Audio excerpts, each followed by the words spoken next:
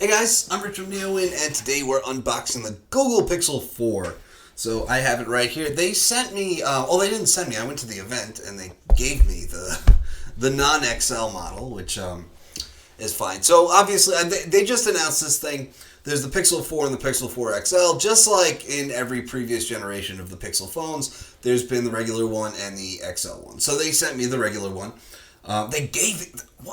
They gave me the regular one at the event.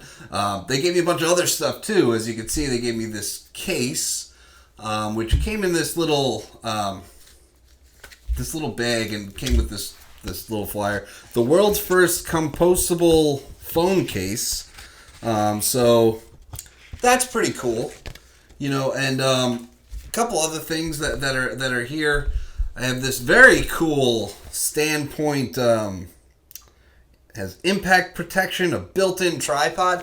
This is actually a pretty cool case. The only problem is that this one is made for the Google Pixel 4 XL. So, just going to send that one over there because it's not going to fit the phone that Google gave me. Okay. Yeah. This one is the white model, as you can see from the packaging. 3 colors. There's... let's see, clearly white, just black. They like to give it these quirky names, which I think are kind of dumb. This one's white, but yeah. So there's also Oso orange, which the orange is kind of nice. That's kind of the hot new color, so that's the one that people are going for. But it's fine. I'm just happy I got a review unit because I'm not on their A-list really. Like this is actually only my second Google event that I've ever been to, so I'm just kind of happy to have it. A couple other things. I gave you this wireless charging car mount, which is kind of cool. Okay, made for Google Pixel.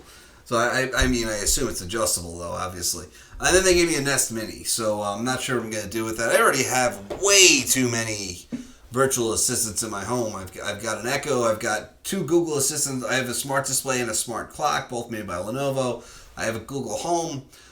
So lots of stuff, and I'm not sure what I'm going to do with that Nest Mini. Maybe we'll give it away, so, stay tuned for that.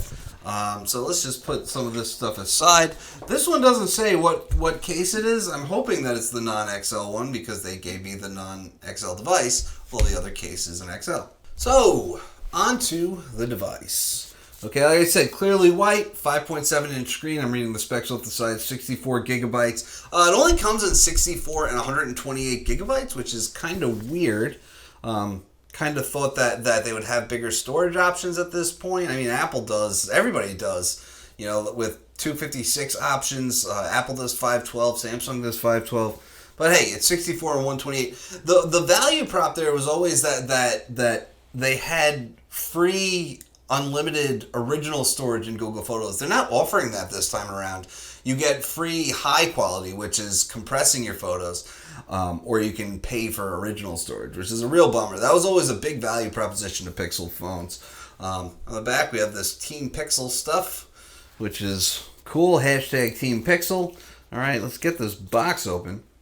So yeah, 5.7-inch. The XL is bigger. This one's 1080p. Although the XL is 1440p, and that's really the only difference between the two phones. Although, obviously, with the one that's bigger has a bigger battery inside of it. I like the form factor of the smaller one, though. I always like these smaller devices. It really does feel good to carry. I got the non-Max iPhone this year as well, and it feels good. So we're going to have to peel this plastic off. Speaking of the battery, it's kind of small. 37 milliamp hours in the XL, which is fine, but in this one, 2,800 milliamp hours, which I'm skeptical about. It does come with an 18-watt fast charger. It supports wireless charging, but yeah, I'm not sure how that's going to go. It's small by today's standards. We're seeing a lot of phones with bigger and bigger batteries. Just a couple of years ago, 2,800 was fine. So we'll see. We'll see. That 1080p display is 90 hertz, and you can. There's a setting in there to force 90 hertz, and obviously I'm going to turn that on because 90 hertz displays are awesome. So we'll see how that affects battery life as well. So there's some paperwork in here, a SIM pin. We have a USB Type-C to Type-C cable. and an adapter, which is Type-C to Type-A. If I can just... Yeah, so Type-C to Type-A, so, you know, USB on the go, that type of thing. In here, we have the power adapter. And it's obviously a USB Type-C power adapter, 18 watts. And that's nice. It's pretty much the same stuff that we got last year with the Pixel 3, which I do have the Pixel 3 in front of me. I have the Pixel 3a. Oh, sorry, Pixel 3 XL, Pixel 3a XL. I've never actually reviewed the regular size Pixels, so that'll be fun. I'm just, you know, I love the form factor. I am just worried about the battery life. So hopefully Google has some tricks up its sleeve. You know, we like to assume that first-party hardware is the best hardware, and that can be true, it cannot be true. So, hopefully Google knows what it's doing and said, all right, this is the size battery we need. This is an XL case. Okay. So, these cases that Google gave me are useless. I am going to try to get my hands on the XL.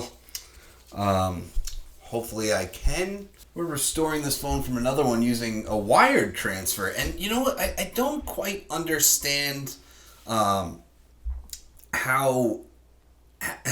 many systems does Google have for restoring, for setting up a new device? There's backups from the cloud. There's the wired transfer. There's one where you can go into the Google app and say set up my new device and it'll wirelessly transfer everything.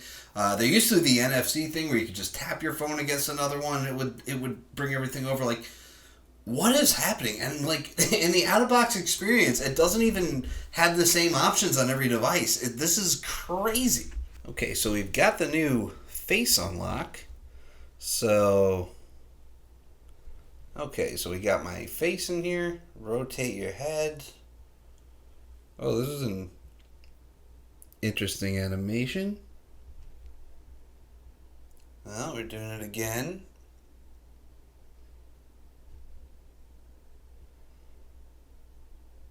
All right, I think we're good. All right, we're in. Okay, continue setup. All right, I agree. And hopefully this should be pretty much everything we need to do. And squeeze for assistant. This is one thing I don't particularly like. Squeeze and release. So yeah, we're just gonna finish that up. That's how you can squeeze the phone for Google Assistant. There's quick gestures. So this is a new feature called Motion Sense, and it's something called Soli. Google actually built radar into the phone, so now it can sense your motions. It's almost similar to what I showed a while back with the LG G8 Thin Q, where you had to do this kind of claw thing over the phone to work with that, but it should be a lot better, to be honest. To detect nearby movement, so when you're nearby, the display turns on. Face unlock also recognizes you faster as soon as you reach for your phone. By the way, it's not using the radar for the actual facial recognition. It's just turning it on when it senses your motion near the phone. Okay, so I think we're good on that. Okay, and we're done.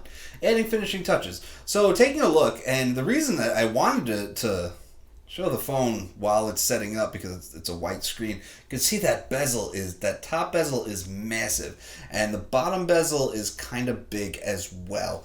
It's weird. You know, the large bezels that Google chose to go with. One thing I want to just show is the Pixel 3 XL. That notch was hideous, and it feels like what they tried to do was get rid of that notch just by making it all bezel, and I feel like it doesn't work out entirely well for them in this case. Okay, so gestures, we know how the gestures work at this point if you ever use Android 10, and if you're coming from a Pixel, you know, a first gen Pixel, then you're already familiar with it because you got Android 10. So we'll just swipe up to get started, and we can see here is the default home screen that they're giving us. This comes in different colors. I'm not quite sure how that works. Let's take a look at the rest of the device. Now, I want to show, this is a redesign year, right? If I go, well, you can see obviously the camera is different. This is the first year that they've went with a dual lens camera, where previous years it's all been single lens. And here's the thing about that, right? We praised them, journalists in general, the whole tech community praised Google for using single lens cameras and praising their computational photography efforts. And they said they didn't need a second lens. They could do portrait mode. They didn't need the second lens. And now that we actually have a second lens, people are upset that they didn't do ultra wide. So it's a standard lens and it's a 2x zoom lens. So another thing that's different this year, what do you think is different? Well, it's not a two-tone design anymore. Well, not in the same way. So here's the black from the 3XL, and I can also show you the 3AXL, show you a different color. This is what Pixels have just always looked like. That glossy part on top and then that matte part on the bottom with the fingerprint sensor in there. You notice the fingerprint sensor is gone now. That's because we have the face unlock. So it's a solid back, but you can see that we have that sort of two-tone design on the side. One person at the event compared it to an HTC Desire, and you might recall that Google did buy up a good portion of HTC's smartphone engineering business. So I'm sure there is some HTC elements in this. Google logo over here. Orange power button, which it's not uncommon for Google to use a different color power button. Volume rocker over here. And that's about it for the design. There's your SIM card slot. USB Type-C port on the bottom. There's your speakers on top. Nothing. And, well, you'll notice, of course, that there is no headphone jack, which has pretty much been a thing with Google Pixels. No headphone jack. That's fine as far as I'm concerned. One thing that you might have seen is that it is on the 3AXL, which is kind of weird because it's the mid-range. Let's go find that setting where we can force the 90 hertz display. And I'm sure it's in here somewhere. Smooth display. Well, there's a software update. I'm not gonna. It might just not be in there yet. So we'll see what happens after the software update. You can take a look in the camera app. There are a lot of cool features in the camera app, though. There's really not much I can show right from here. You might notice there's no toggle for zoom, which is pretty standard on those dual lens cameras that have that 2x zoom or 3x zoom or 5x zoom lens. And you know, if I zoom to 2x, right, we have the zoom slider down here. There's nothing to indicate that I'm using a different lens. Okay, and that was on purpose. Google said that was to, just not put that on the user. Like, you don't need to know which lens you're using. We're just going to give you the best photo with the least effort possible. So, I mean, that's cool and all. I like a little more control, but I do appreciate it when companies try to give you the best photo with the least effort possible, you know. Night sight.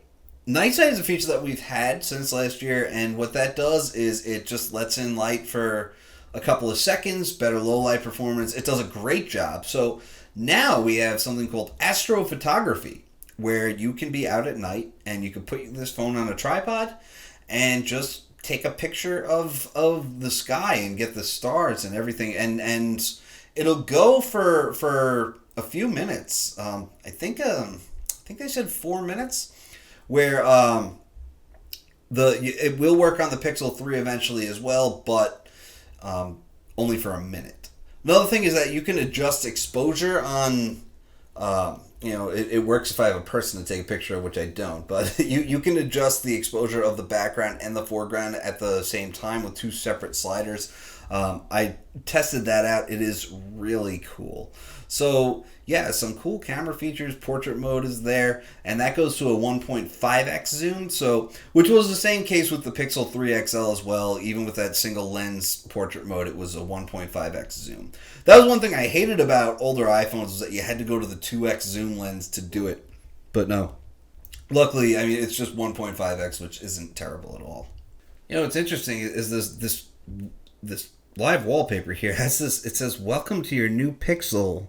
Tap for tips, and we can. I thought that was burned in for a second, but it's not, luckily. So that's nice. So the thing that I'm most excited about is going to be the camera.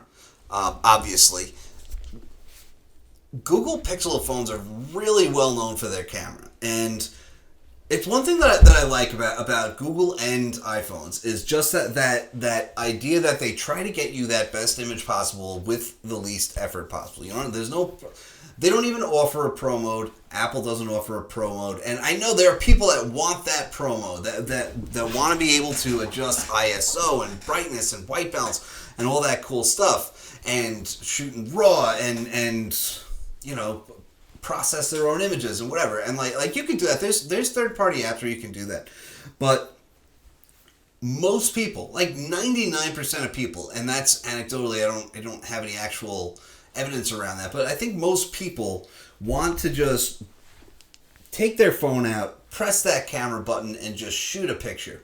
And so Google has been praised for that. And here's the thing, right? Apple this year came back with the iPhone 11 Pro and made some real meaningful camera improvements. They haven't done that in years. Like, they haven't had one of the best cameras around since like the iPhone 6. And this one is, and they finally beat the Pixel 3 this year. So now it's Google's turn. You know what I mean? The phone feels good. I like the way it feels. Like I said, I got the non-Max iPhone. These things are very similar sizes. You know what I mean? I like the matte. There's a lot of iPhone. There's a lot of iPhone-ness going on here. You know, we have the new square camera module with rounded corners, same size body, 5.8-inch screen. You know, two-tone that frame with the matte glass back, supports wireless charging. I mean, I'm just saying there's a lot going on here, but I'm excited to test the camera. Another thing that I'm excited about, not because I think it's particularly cool, but I just want to test it out, is the battery. 28 milliamp hours. Is that enough in today's age? Because I mean, we're seeing phones now with 4,000 plus, and you know, bigger phones, bigger batteries, and you know, it kills me to say it, but that problem that Android phones used to have with battery life is just being solved with bigger batteries rather than better software. And so I'm hoping that Google solved it with better software in this phone, and we'll see, because it does have a 90 hertz display, and that will affect the battery life. So you know, we'll see how it goes. I'm gonna test it out. I have a Fossil smartwatch charging up in the other room. That's gonna be my smartwatch. I'm gonna have to pull up the Apple Watch. So yeah, I'll have a review on this in a couple of weeks. So stay tuned for that. I'm Richard Neo, and have a great night.